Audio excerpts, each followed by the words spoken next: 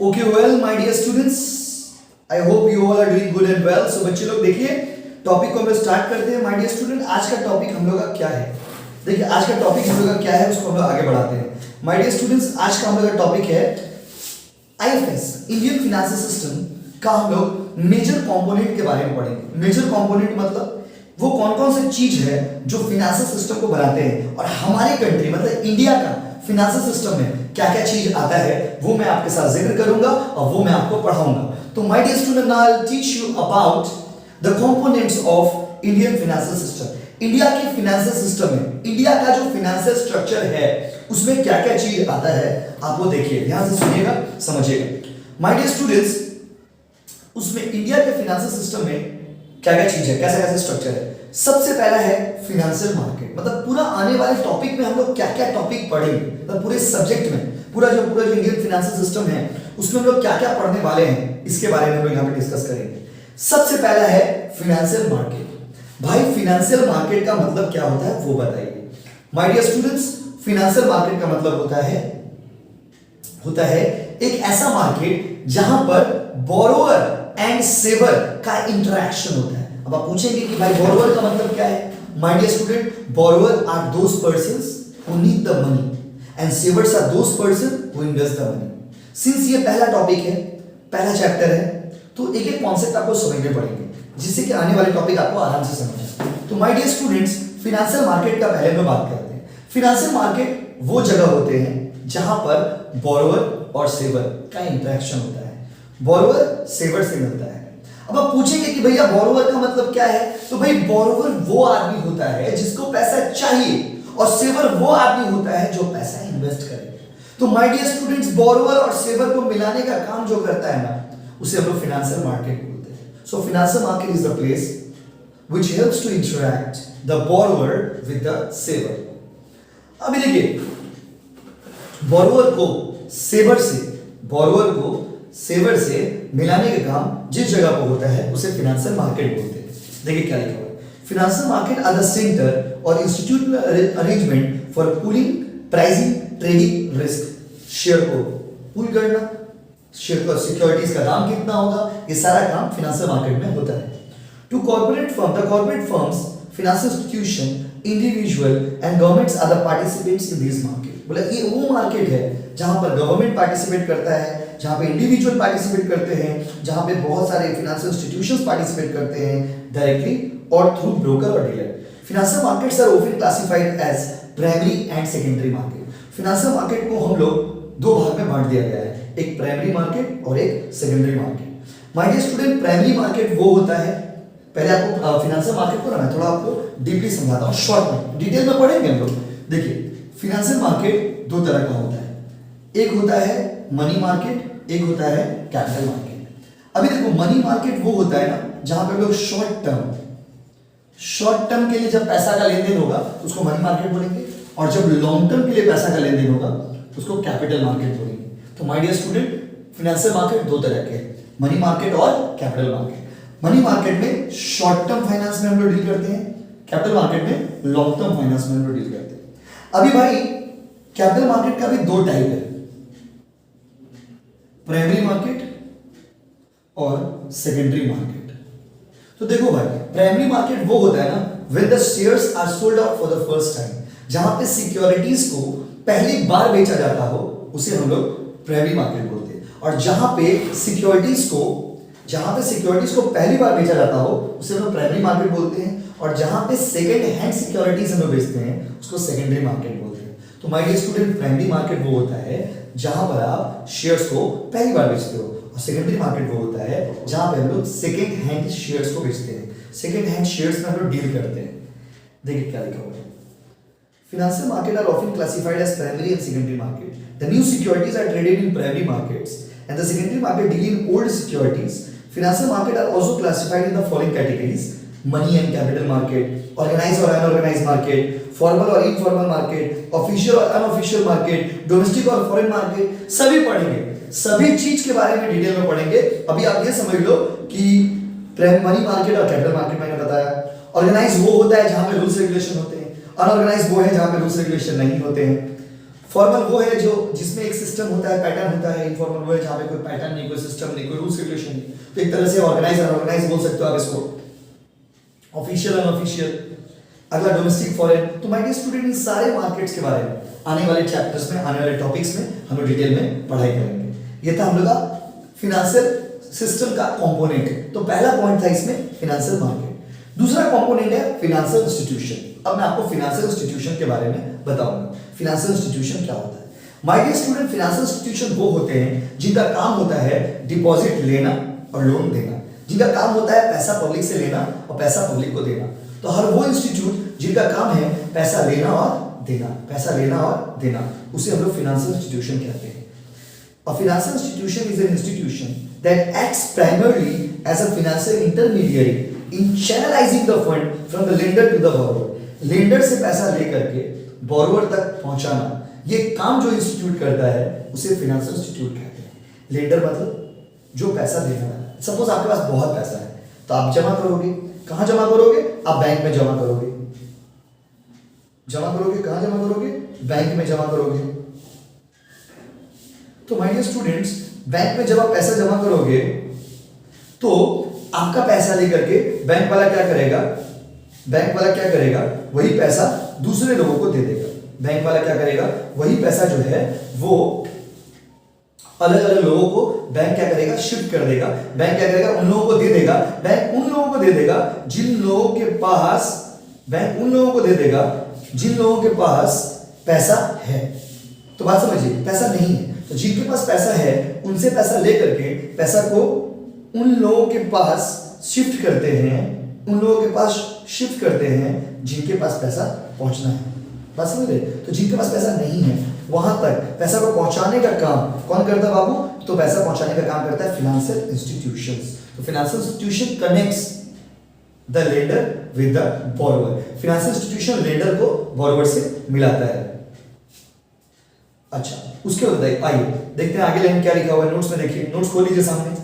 Financial institution दो तरह के होते हैं।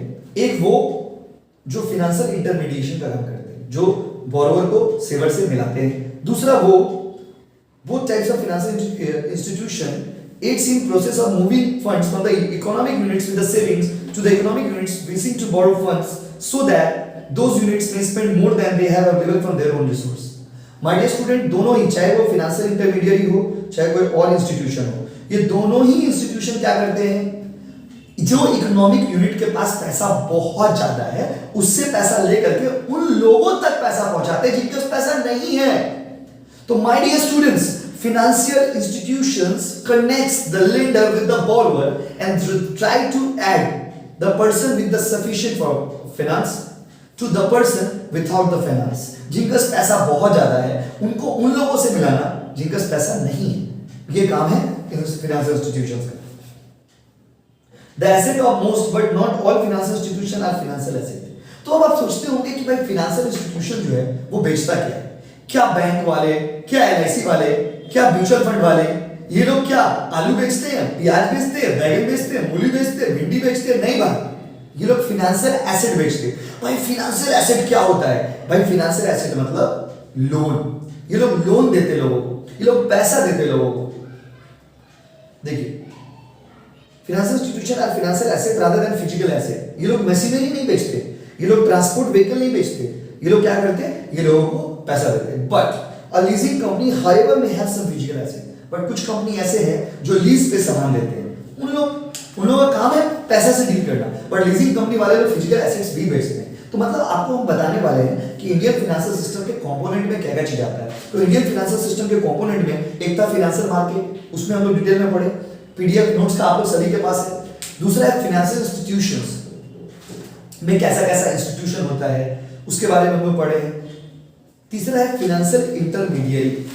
My dear student, financial intermediary का मतलब क्या होता है?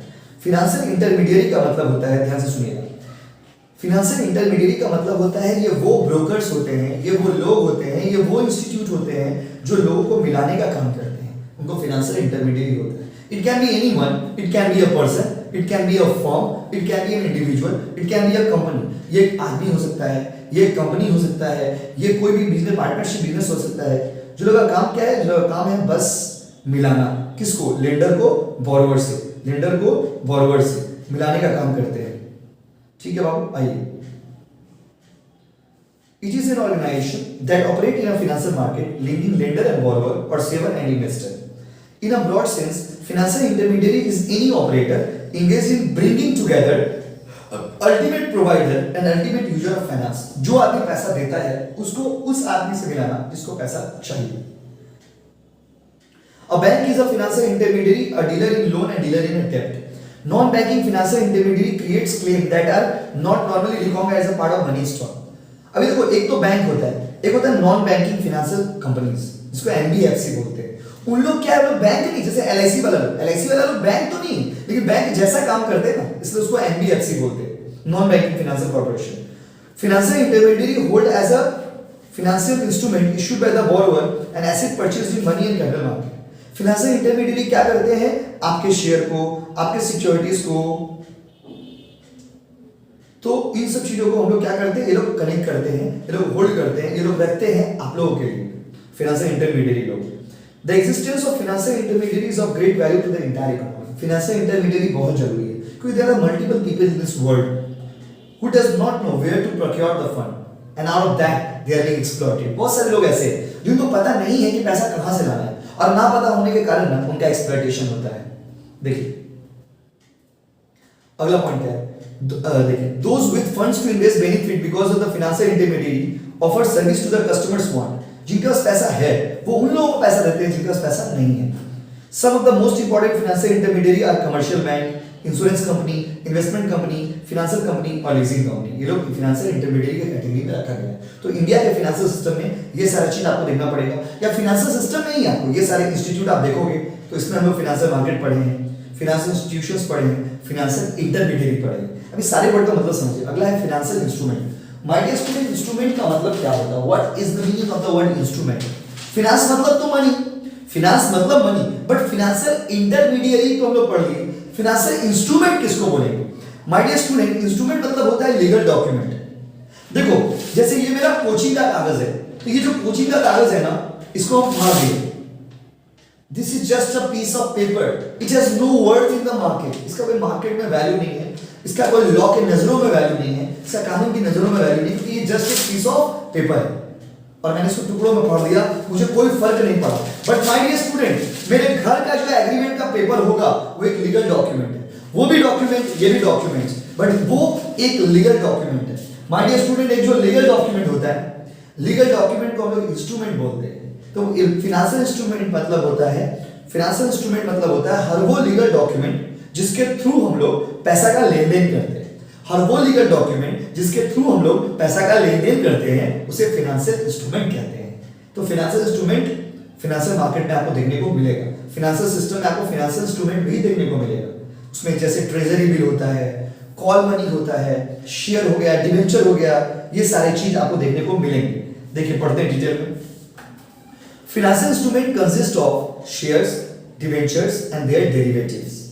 These are used to create claim or financial asset. बोला financial instrument वो documents होते हैं, वो legal instrument होते हैं जिसके थ्रू हम लोग claim करते हैं कि भाई मेरा पैसा हमको दीजिए। For example, a debenture holder receive both the periodic interest payment and repayment of principal at a fixed date. एक आदमी जो डिबेंचर होल्डर है, डिबेंचर तो पता ही आपको, डिबेंचर मतलब लोन होता है। अभी जो डिबेंचर होल्डर है उसको टाइम पूरा होने के बाद पैसा भी वापस मिलेगा और इंटरेस्ट भी मिलेगा।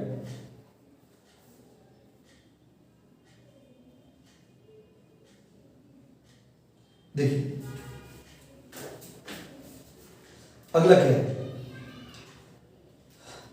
Financial asset with different financial instrument are issued by the company its liquidity and risk characteristics encourage financial saving. तो फाइनेंशियल एसेट्स जो होते हैं ना, वो फाइनेंशियल एसेट्स के थ्रू आप अर्निंग भी करते हो, आप उनको बेच करके पैसा कमा भी सकते हो। मेरे पास शेयर है, मैं किसी और को बेच दिया, मेरे पास पैसा आ गया, पैसा मेरे डिबेंचर है, मैंने किसी और को बेच दिया, तो ये आप कर सकते हो माय डियर स्टूडेंट्स।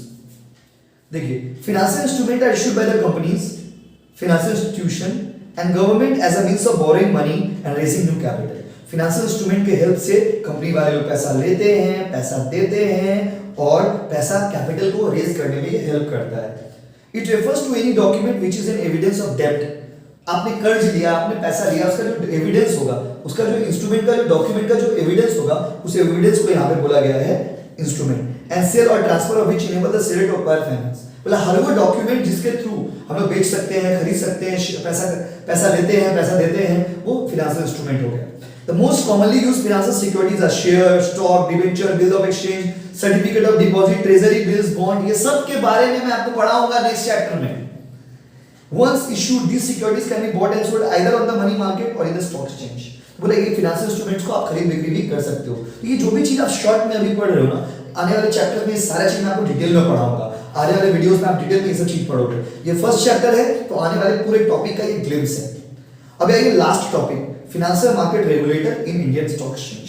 हम लोग के लिए इस टॉपिक का लास्ट पॉइंट है, financial market regulator in Indian financial system. My dear student, financial market regulator का मतलब होता है वो लोग जो लोग फाइनेंशियल मार्केट को रेगुलेट करते हैं। तो फाइनेंशियल मार्केट को कंट्रोल करने वाले इंस्टीट्यूट कौन कौन से हैं? Ministry of finance, Nirmala Sitharaman नाम सुना होगा आप लोगों ने, वो फाइनेंस मिनिस्टर है हमारी कंट्री के अभी। तो निर्मला सीतारमण जो फाइनेंस मिनिस्टर हमारी कंट्री की है, तो उनका जो डिपार्टमेंट है वो भी फाइनेंशियल मार्केट को रेगुलेट करता है, मिनिस्ट्री ऑफ फाइनेंस। दूसरा, रिजर्व बैंक ऑफ इंडिया, बैंकों का पिताजी आरबीआई, इसके बारे में भी डिटेल में आप पढ़ोगे। तीसरा, SEBI, securities exchange board of India. चौथा, कंपनी लॉ बोर्ड। पांचवा, IRDA, insurance regulatory development authority. और भी बहुत सारे इंस्टीट्यूशंस हैं। ये कुछ वो इंस्टीट्यूशंस के नाम मैंने आपको कहा जो पूरा का पूरा फाइनेंशियल मार्केट को जड़ से, एकदम ताकत से, एकदम मेहनत से कंट्रोल करते हैं, इसीलिए इनको फाइनेंशियल मार्केट रेगुलेटर बोलते हैं। आइए एक बार नोट्स में पढ़ते हैं। One of the most important component of financial system is financial market regulator. Transparency of market, confidence of investor in market, मतलब मार्केट सही है या नहीं है, कॉन्फिडेंस इन्वेस्टर का होगा या नहीं होगा, फाइनेंशियल सर्विस अच्छा है या नहीं है, ये सारा का सारा बात जो है ना बाबू, वो डिपेंड करता है फाइनेंशियल मार्केट रेगुलेटर के ऊपर। Financial market regulator in India are, India में कौन कौन है देखिए, ministry of finance, reserve bank of India, SEBI, company law board and IRDA, insurance regulatory development authority. तो माय डियर स्टूडेंट, आज का टॉपिक हम लोग का था इंडियन फाइनेंशियल सिस्टम का कंपोनेंट, कि इंडियन फाइनेंशियल सिस्टम में या फिर किसी भी फाइनेंशियल सिस्टम में, खास करके हमारे कंट्री के फाइनेंशियल सिस्टम में वो कौन कौन से कंपोनेंट होते हैं। तो आपको ये पूरा टॉपिक मैंने बताया। इसमें फाइनेंशियल मार्केट हम लोगों ने पढ़ा, फाइनेंशियल इंस्टीट्यूशंस पढ़ा, हम लोगों ने फाइनेंशियल इंटरमीडिएरी पढ़ा, हम लोगों ने फाइनेंशियल इंस्ट्रूमेंट पढ़ा, हम लोगों ने फाइनेंशियल मार्केट रेगुलेटर पढ़ा। तो माय डियर स्टूडेंट, ये टॉपिक हम लोग का कवर अप यहाँ पे आज। अब आपको क्या करना है, आपको ये वीडियो बेसी से बेसी लोगों को शेयर कर देना है। बस मेरे चलिए, थैंक यू सो मच बच्चों। प्लीज इसको आप कंप्लीट करिए एंड इस वीडियो को बेसी से बेसी आप शेयर कर दीजिए। Thank you so much.